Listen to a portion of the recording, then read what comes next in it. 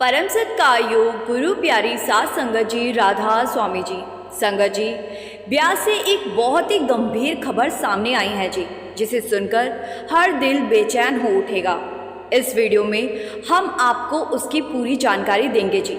साथ ही ये भी बताएंगे कि कल 17 अगस्त को इंग्लैंड में एक ऐसा दिव्य कार्यक्रम हुआ जिसकी रौनक और पवित्रता को शब्दों में पिरो पाना लगभग असंभव है जी। वहाँ का नज़ारा इतना भावुक कर देने वाला था कि संगत रो पड़ी थी जी। और कल बाबा जी की भी आंखें भर आई। संगत ने बताया कि किसी बात पर बाबा जी की आंखें भर आई थी जी। पूरी बात हम आपको विस्तार से इस वीडियो में बताएंगे जी। और कौन सी दुखद खबर ब्यास से आई है जी, वो भी आपको बताएंगे जी। संगत जी, बाबा जी और हजूर जी की असीम रहमत से लंदन का वातावरण कल इतना अलौकिक हो गया कि हर कोई आत्मिक आनंद में डूब गया जी। लेकिन इसी बीच ब्यास से आई एक दुखद और चिंताजनक खबर ने सभी को गहरे चिंता में डाल दिया जी। ब्यास नदी का जलस्तर लगातार ऊपर जा रहा है। हालात अब इतने बिगड़ चुके हैं कि नदी ने रौद्र रूप धारण कर लिया है जी। और बाढ़ का पानी आसपास के गांव में घुस चुका है जी। कई किसानों की मेहनत की फसलें पानी में डूब चुकी है जी। आगे क्या होगा ये कहना बहुत ही मुश्किल है जी। हम सब दिल से अरदास करते हैं जी कि बाबा जी की दया बनी रहे और हालात जल्द ही सुधर जाए जी। संगत जी, इसके साथ ही कल एक और घटना घटी जी, जिसने सबको हिला दिया जी। कल रविवार को हरियाणा लौट रहे सेवादारों का एक जत्था, जिसमें लगभग 50 साथी शामिल थे जी, डेरे से 3 दिन की सेवा निभाकर वापस जा रहे थे। वे सभी एक बस में सफ़र कर रहे थे जी। रात करीब 8 बजे के आसपास लगभग 90 से 100 की रफ्तार से दौड़ रही बस का अचानक टायर फट गया जी। पल भर में ऐसा लगा मानो कोई बड़ा हादसा हो जाएगा। अंदर बैठे सेवादारों ने बाबा जी को याद करना शुरू कर दिया जी। उस घड़ी का मंजर बहुत ही खतरनाक हो सकता था जी, लेकिन बाबा जी की कृपा और ड्राइवर साहब की हिम्मत से गाड़ी संभाल ली गई जी। उस वक्त बस के भीतर बीवियां शब्द गा रही थी जी। सच कहें तो वही शब्द, वही मालिक का नाम और बाबा जी की असीम कृपा थी जिसने चमत्कार कर दिखाया जी। पूरे जत्थे के एक एक सेवादार सुरक्षित रहे जी। आसपास मौजूद लोगों ने कहा कि इतनी तेज़ रफ्तार में अगर किसी बस का टायर फट जाए तो वाहन का पलटना लगभग तय होता है जी, या फिर सामने से आती गाड़ियों से भयानक टक्कर हो सकती है। लेकिन बाबा जी ने अपनी संगत को इस तरह थाम लिया कि किसी को ज़रा सी भी खरोच तक नहीं आई जी। करीब 1 घंटे की मेहनत के बाद टायर बदला गया जी और सभी सेवादार सुरक्षित अपने अपने घरों लौट गए जी। संगत जी, मालिक की शक्ति ऐसी है कि वो भाग्य की धारा तक बदल देता है जी। हम सभी अपने जीवन में अनेक बार अनुभव करते हैं कि जब भी कोई संकट आता है, बाबा जी शब्द के रूप में प्रकट होकर अपनी संगत और सेवादारों की संभाल कर लेते हैं जी। ऐसा ही एक और अद्भुत प्रसंग आगे इस वीडियो में आप सुनेंगे जी, जब नकारात्मक शक्तियों यानी चुड़ैल ने एक सत्संगी परिवार को परेशान करने की कोशिश की थी जी। उस समय भी बाबा जी ने शब्द रूप में वहां पहुंचकर अपनी कृपा से उन्हें हर बुराई से बचा लिया जी। संगत जी, उससे पहले आपको ले चलते हैं कल लंदन में घटे उस अद्भुत पल की ओर, जिसे वहाँ मौजूद हर शख्स जिंदगी भर नहीं भूल पाएगा जी। कल लंदन में बाबा जी बहुत ही भावुक हो गए थे। कल इंग्लैंड में हुए कार्यक्रम के दौरान ऐसा भावुक दृश्य सामने आया जी, जिसने पूरे हाल का माहौल ही बदल दिया जी। उस समय हजूर जी बड़ी गहराई से बाबा जी को देख रहे थे जी, और ये दृश्य हर दिल को छू गया जी। पूरी घटना हम आपको अब सुनाने जा रही है जी। कल शाम 4:40 पर बाबा जी मंच पर विराजमान हुए जी, और ये कार्यक्रम करीब 2.5 घंटे तक चला जी। यानी कि रात 7:10 तक कार्यक्रम हुआ जी।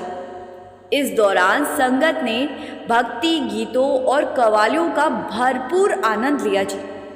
कार्यक्रम की एक विशेष बात ये भी रही कि मशहूर अभिनेता शाहिद कपूर अपनी पत्नी और बेटी के साथ वहां मौजूद थे जी।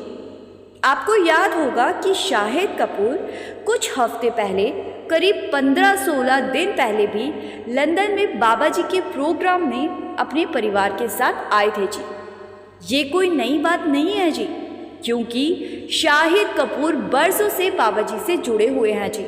और उनके पिता पंकज कपूर जी मुंबई सेंटर में सत्संग करता है जी। कार्यक्रम के दौरान एक बेहद कोमल क्षण तब आया जब कव्वाली में हजूर महाराज जी का स्मरण हुआ जी। उसी पल बाबा जी की आंखें नम हो गई। तभी हजूर जी ने मुड़कर बाबा जी की ओर देखा तो बाबा जी भावुक हो गए थे।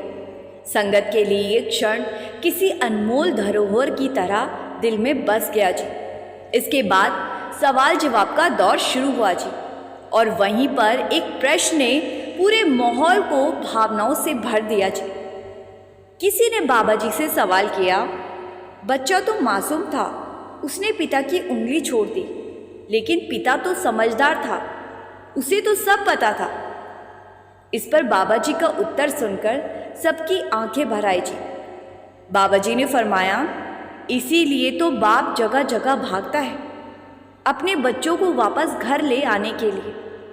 संगत जी, जरा सोचिए ये जवाब कितना गहरा और मार्मिक था। वास्तव में हमारे सद्गुरु ही तो है जो हमें अपने करीब बुलाने के लिए देश विदेश घूमते रहते हैं, जबकि असल में हमें उनके पीछे भागना चाहिए, उनके बताए मार्ग पर चलना चाहिए। लेकिन सच्चाई यही है कि हमारा पिता, हमारा गुरु खुद हमारी तलाश में रहता है, और हम ही हैं जो उनकी बातों को अमल में नहीं लाते जी। ज़रूरत बाबा जी को नहीं, हमें है। लेकिन फिर भी बाबा जी देश विदेश में संगत के पास जाते हैं जी। हम तो बाबा जी का करोड़ों बार भी शुक्रिया करें तो वो भी कम है जी। संगत जी, अब ज़रा ब्यास की बात कर लेते हैं। बीते शनिवार एक जान पहचान के भाई ब्यास गए थे, तो उन्होंने वहां जाकर देखा कि नदी का जल स्तर खतरनाक स्तर तक ऊपर उठ चुका है। हालात इतने गंभीर है कि अनेक समाचार चैनलों के प्रतिनिधि भी ब्यास नदी के किनारे पहुंचकर रिपोर्टिंग कर रहे थे जी। संगत जी, हालात का अंदाज़ा आप इस बात से लगा सकते हैं कि नदी का पानी अब नई बनी सड़क तक पहुंच चुका है जी। नज़ारा कुछ कुछ बाढ़ जैसा दिखाई दे रहा था जी। इसी वजह से सारी संगत दिल से अरदास कर रही थी कि बाबा जी जल्द ब्यास पधारे और अपनी कृपा दृष्टि वहाँ पर बनाए रखे जी। यहाँ ये बताना भी ज़रूरी है कि डेरे के भीतर सब कुछ पूरी तरह से सुरक्षित और व्यवस्थित है जी। 15 अगस्त के दिन वहाँ स्वतंत्रता दिवस का समारोह भी बड़े ही गर्व और उत्साह के साथ मनाया गया जी। ध्वजारोहण हुआ, तिरंगा शान से लहराया गया और पाठ सीकर स्कूल में विशेष कार्यक्रम आयोजित किए गए जी। बच्चों ने देशभक्ति से भरी प्रस्तुतियां दी जी। कुछ बच्चों को प्रोत्साहन स्वरूप इनाम भी दिए गए जी, और स्वतंत्रता दिवस के महत्व पर भी संगत को अवगत कराया गया जी। अब संगत जी, आइए आपको बाबा जी की कृपा से जुड़ी एक सच्ची घटना सुनाते हैं जी। ये घटना भी यात्रा के दौरान घटी जी, और इसमें भी सत्संगियों की जान शब्द की ताकत से बचाई गई जी। ये अनुभव पानीपत के एक सत्संगी परिवार ने बेहद भावुक अंदाज में साझा की जी। उन्होंने बताया कि एक बार वे पति पत्नी अपने छोटे से बच्चे के साथ कार से मनाली घूमने निकले जी। सफ़र की शुरुआत से ही उनकी आदत थी कि कार में बाबा जी के भजन और सत्संग चलते रहते थे। उस दिन भी जैसे ही घर से निकले शब्द लगा दिए गए और आनंदमय वातावरण में यात्रा शुरू कर दी। पानीपत से मनाली की दूरी करीब 10 से 11 घंटे की है जी। सुबह 6 बजे ये परिवार रवाना हुआ और रास्ते में 2-3 बार रुकना पड़ा, क्योंकि छोटे बच्चे के लिए दूध पानी की ज़रूरत पड़ती थी जी। जब वे मनाली से केवल आधा घंटा दूर रह गए थे तब तक शाम गहराने लगी थी जी। अंधेरा हो चला था जी।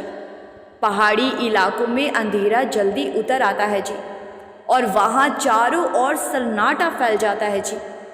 कार में लगातार बाबा जी के शब्द गूंज रहे थे जी। बीच बीच में बच्चे की जिद पर थोड़ी देर कार्टून फिल्म भी चला दी जाती थी, लेकिन ज़्यादातर समय सत्संग और शब्द ही गूंजते रहे जी। रास्ते में एक जगह दोराया आया जी। उस दोराहे पर ना कोई बोर्ड, ना कोई संकेत और ना ही आसपास कोई इंसान जिससे कि रास्ता पूछा जा सके। उन्होंने गूगल मैप खोला, लेकिन वहाँ भी साफ नहीं हो रहा था कि किस रास्ते पर जाना चाहिए जी। अब काफ़ी सोच विचार के बाद अंदाजे से एक और गाड़ी मोड़ दी गई जी। थोड़ी दूर जाकर एक गांव मिला तो उन्होंने वहीं रुककर लोगों से रास्ता पूछा जी। गांव वालों ने बताया कि ये रास्ता भी मनाली तक जाता है। संगत जी, गांव वालों ने जाते जाते खास तौर पर समझाया भी था, देखो रात के वक्त इस रास्ते पर गाड़ी कहीं बीच में मत रोकना, ये इलाका सुरक्षित नहीं माना जाता। अगर कोई बीच सड़क पर गाड़ी रुकवाने की कोशिश भी करे तो आप लोग ध्यान मत देना। परिवार ने इस बात को बड़ी गंभीरता से लिया जी और सफ़र आगे बढ़ाया जी। धीरे धीरे सड़क बिल्कुल सुनसान होती चली गई। पूरे रास्ते पर उनकी कार के अलावा कोई दूसरा वाहन नहीं दिख रहा था जी। बहुत अंधेरा था और बस कार की हेडलाइट ही रास्ता दिखा रही थी जी। कुछ ही दूरी तय करने के बाद अचानक सड़क के बीचों बीच एक औरत दिखाई दी जी, जिसके साथ 2 छोटे छोटे बच्चे थे जी। उसने हाथ हिलाकर गाड़ी रोकने का इशारा किया जी। पास पहुंचे तो देखा कि उस महिला के सर पर चोट जैसे निशान थे। अब पत्नी ने फौरन कहा, लगता है इसे मदद की ज़रूरत है। बाबा जी भी तो हमेशा यही सिखाते हैं कि जितना हो सके उतनी सहायता किसी ज़रूरतमंद की ज़रूर करनी चाहिए। अब इस सोच में पड़कर दोनों पति पत्नी गांव वालों की दी हुई चेतावनी भूल गए जी और गाड़ी रोक दी। पति ने खिड़की का शीशा नीचे कर पूछा, क्या हुआ बहन जी? तो महिला बोली, भाई साहब, क्या आप मुझे और मेरे बच्चों को अगले गांव तक छोड़ देंगे? उन्होंने बिना देर किए हामी भर दी जी। पत्नी ने जल्दी से पीछे का दरवाज़ा खोला और अपने बच्चे को गोद में उठा लिया जी, ताकि महिला अपने दोनों बच्चों के साथ पीछे वाली सीट पर आराम से बैठ सके जी। लेकिन ठीक उसी पल कुछ अजीब घटित हुआ जी। जैसे ही वो औरत अपने बच्चों संग कार में चढ़ने लगी, अचानक ठिठर कर पीछे हट गई जी। ऐसा लगा जैसे कार के दरवाजे को छूते ही उसे किसी बिजली का झटका लग गया हो, उसे करंट लग गया हो। अब पति पत्नी दोनों चौंक गए जी और हैरानी से पूछने लगे, क्या हुआ बहन जी, कोई तकलीफ है? महिला ने ठंडी आवाज़ में कहा, पहले आप ये सत्संग और शब्द बंद कीजिए। ये सुनकर दोनों पति पत्नी हैरान रह गए। पति ने चकित होकर पूछा, लेकिन क्यों? इसमें दिक्कत क्या है? ये तो मालिक का भजन है जो सकारात्मक ऊर्जा देता है, इसमें गलत क्या है? महिला का स्वर और भी कठोर हो गया जी। वो बोली, मुझे ये बिल्कुल अच्छा नहीं लग रहा। अब इतना सुनते ही पति ने आगे बढ़कर स्टेरियो बंद करने की कोशिश की, लेकिन तभी पत्नी ने उसका हाथ थाम लिया।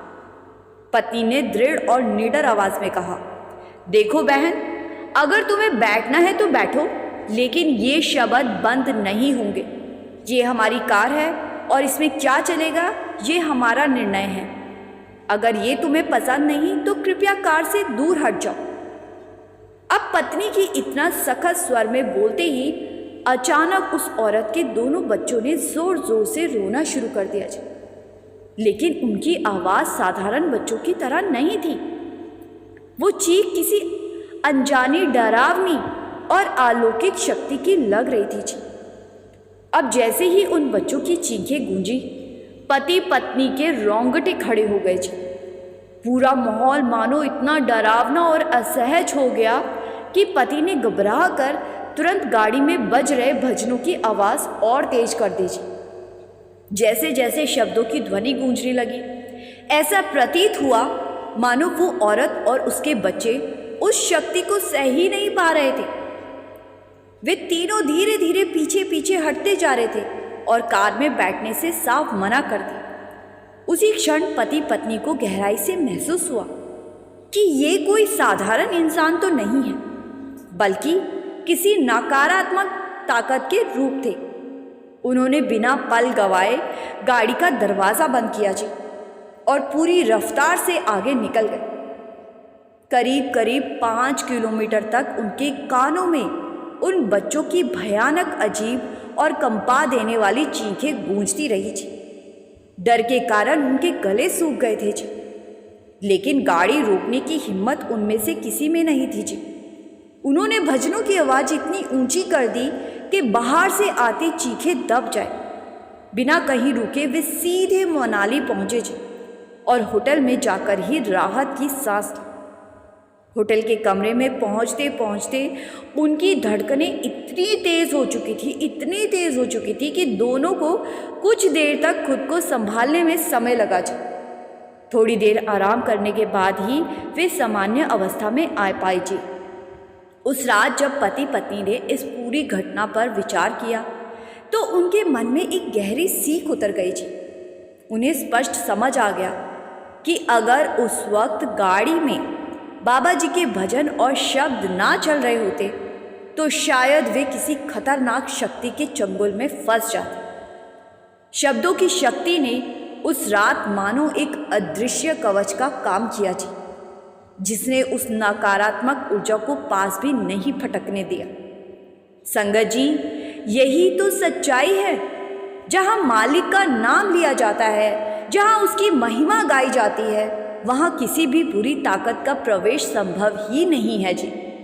उस परिवार का अनुभव हमें ये गहरा संदेश देता है कि आध्यात्मिक शब्द और प्रभु का नाम सिर्फ मन को शांति और सुकून ही नहीं देते, बल्कि हर परिस्थिति में एक सुरक्षात्मक ढाल बन जाते हैं जी। शब्द के माध्यम से बाबा जी दुनिया के किसी भी कोने में बैठे भी अपने बच्चे तक पहुंच सकते हैं जी और उसे अपनी कृपा से संभाल सकते हैं जी। संगत जी, अब आगे बढ़ते हैं जी और एक बेहद महत्वपूर्ण विषय पर मनन करते हैं जी। हम अक्सर कहते हैं कि मेरी तकदीर मालिक ने ऐसी क्यों बनाई, मेरी तकदीर में दुख क्यों लिख दिए। लेकिन अब जो घटना आप सुनेंगे उससे साफ हो जाएगा कि मालिक हमारी किस्मत नहीं लिखते जी। मालिक ने किसी भी जीव की तकदीर नहीं बनाई। अब आपके मन में सवाल उठ रहा होगा कि अगर मालिक हमारी किस्मत नहीं लिखते तो फिर हमारी तकदीर कौन तय करता है। संगत जी, तो आइए इस प्रश्न का उत्तर एक छोटी सी साखी के जरिए समझते हैं जी। एक भिखारी था जो रोज गांव में भीख मांगने जाया करता। ये भिखारी हर दिन गांव में जाकर पुकार लगाता। गांव में एक घर ऐसा था जहां वो भिखारी बिना चुके हर बार जाता, लेकिन उस घर का मालिक कभी उसकी मदद नहीं करता था। उल्टा हर बार उसे अपमानित करता, डांटता, ताने मारता और गालियां देता, यहाँ तक कि धक्के भी मार देता था। पर संगत जी, आश्चर्य की बात ये थी कि उस भिखारी ने कभी पलटकर कोई बुरा शब्द नहीं कहा। उसका जवाब हमेशा यही होता कि ईश्वर तुम्हारा भला करे, भगवान तुम्हें समझ दे, मालिक तुम्हारे ऊपर कृपा करे। अब एक दिन ऐसा हुआ कि घर का मालिक पहले से ही किसी और वजह से गुस्से में तमतमाया हुआ था। तभी वो भिखारी फिर से दरवाजे पर आ पहुंचा जी। गुस्से से आग बबूला हुए मालिक ने पास पड़ा डंडा उठाया जी और पूरे जोर से उस भिखारी पर फेंक दिया। लकड़ी सीधे उसके सर पर जा लगी जी और उसके माथे से खून निकलने लगा। लेकिन संगत जी, उस दर्दनाक पल में भी भिखारी की जुबान से केवल यही निकला कि भगवान तुम्हारा भला करे, प्रभु तुम पर अपनी कृपा बरसाए रखे। अब इतना कहकर वो धीरे धीरे वहां से चला गया जी। कुछ देर बाद जब घर के मालिक का क्रोध शांत हुआ तो उसने सोचा, मैंने उस भिखारी को गालियां दी, धक्का दिया, यहां तक कि डंडा मारकर घायल भी कर दिया, लेकिन उसके मुंह से मेरे लिए एक भी बुरा शब्द नहीं निकला। उल्टा इसने मुझे आशीर्वाद ही दिया। आखिर इसमें कौन सी ताकत है? इसी सवाल ने उसे मजबूर कर दिया जी कि वो भिखारी का पीछा करे। उस दिन उसने मन ही मन ठान लिया कि वो जानकर रहेगा कि ये कैसा इंसान है जो इतनी जिल्लत और मार सहने के बाद भी केवल दुआएं देता है। अब भिखारी जिस रास्ते से गुजरा, मालिक चुपचाप उसके पीछे चलता गया जी। उसने देखा कि पूरा दिन उस बेचारे को किसी ने कुछ खाने तक को नहीं दिया। लोग उल्टा उसे तिरस्कार से देखते, कोई मजाक उड़ाता, कोई गालियां सुनाता। मगर हैरानी की बात ये थी कि हर बार उसकी जुबान से केवल यही शब्द निकलते, ईश्वर तुम्हारा भला करे। अब धीरे धीरे सूरज ढलने लगा जी। भिखारी थका हारा घर की ओर लौट चला और उस घर का मालिक अब भी उसके पीछे पीछे साथ साथ बढ़ रहा था जी। जब भिखारी एक जर्जर सी कुटिया तक पहुंचा तो अंदर टूटी फूटी चारपाई पर एक औरत लेटी दिखाई दी जी। वो भिखारी की पत्नी थी। पति को देखते ही वो घबरा कर उठ बैठी जी और तुरंत उसका झोला टटोलने लगी। झोले में मात्र आधी रोटी देखकर उसके चेहरे पर निराशा छा गई। उसने पूछा, बस इतनी सी रोटी? और कुछ नहीं मिला। फिर उसका ध्यान भिखारी के माथे पर गया तो उसने पूछा कि ये तुम्हारे सिर पर कैसे चोट लग गई? भिखारी ने धीमे स्वर में कहा, आज किसी ने कुछ नहीं दिया, उल्टा सबने ताने कसे, गालियां दी और एक आदमी ने गुस्से में डंडा फेंक कर मारा। उसी से सिर फट गया। कुछ पल रुककर उसने अपनी पत्नी की ओर देखा और कहा, पर ये सब हमारी अपनी करनी का फल है। क्या तुम्हें याद नहीं, कुछ साल पहले हम कितने सुखी और समृद्ध थे?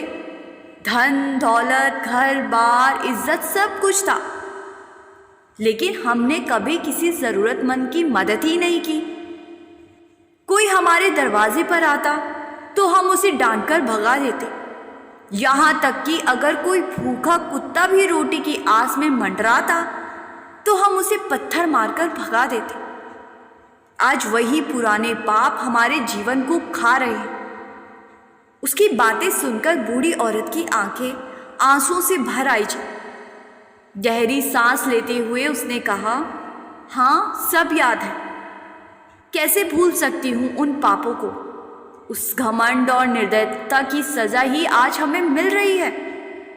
मुझे याद है जब एक अंधा भिखारी हमारे दरवाजे पर आता था तो हम उसका मजाक उड़ाते थे, उसे ताने देते थे, धक्का मारते थे।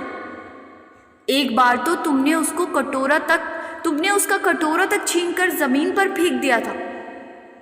और मैं भी उसे कभी रोटी नहीं देती थी, बल्कि हर बार अपशब्द सुना देती थी। एक दिन ऐसा भी आया जब रास्ता ढूंढते ढूंढते वो अंधा भिखारी नाले में गिर पड़ा। उसको बहुत चोटें आई, उसका शरीर लहूलुहान हो गया, लेकिन तब भी हमने उसकी ओर ध्यान नहीं दिया।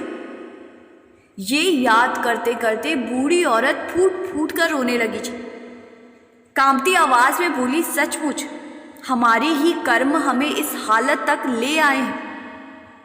कुछ देर चुप रहकर भिखारी ने धीमे स्वर में कहा, तुम ठीक कहती हो, लेकिन मैंने मन में ठान लिया है, कोई मुझे कितना भी मारे, कोई मुझे कितनी गाली दे, धक्के दे, मैं किसी को बद्दुआ नहीं दूंगा। मेरी जुबान से उसके लिए केवल दुआ ही निकलेगी। मैं नहीं चाहता कि हमारे जैसे कर्मों का दर्श किसी और को भी सहना पड़े। जिन्होंने मेरे साथ बुरा किया वे शायद समझ ही नहीं पाए कि वे कितना भारी पाप कर रहे हैं, लेकिन ऊपर वाला सब देख रहा है। मेरी प्रार्थना बस यही है कि उन्हें कभी ऐसा दुख ना मिले जैसा हम आज भुगत रहे हैं। घर का मालिक वहीं दूर से छुपकर सब कुछ सुन रहा था जी। भिखारी और उसकी पत्नी को ये खबर तक ना थी कि कोई उनकी बातें सुन रहा है, मगर उस घर के मालिक की आंखें सचमुच ही खुल चुकी थी। उस रात बूढ़ा भिखारी और उसकी पत्नी आधी रोटी को आपस में बांटकर खा गए और भगवान का नाम लेते लेते नींद में डूब गए जी। अगली सुबह जब भिखारी भीख मांगते हुए उसी घर के आंगन में पहुंचा तो उसने देखा कि दरवाजे पर पहले से ही एक थाली भोजन की रखी हुई थी जी। मालिक ने खुद बाहर आकर आदरपूर्वक वो थाली उसके हाथ में दी और आंखों में पछतावे के आंसू लिए कहा, बाबा मुझे क्षमा कर दो, मुझसे बहुत बड़ा पाप हुआ है। मैंने तुम्हारे साथ बहुत ही बुरा किया। आज अपनी गलती पर मुझे गहरी शर्म आ रही। भिखारी ने हल्की मुस्कान के साथ सिर झुकाकर कहा, ईश्वर तुम्हारा भला करे। इतना कहकर वो शांत मन से भोजन लेकर आगे बढ़ गया जी।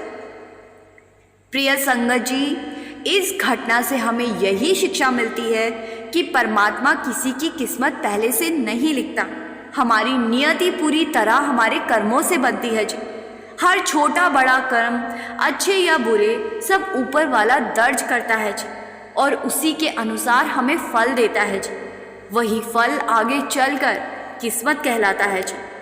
सत्संगों में हमने अक्सर सुना है, बोया बीज बबूल का तो आम कहाँ से हुए।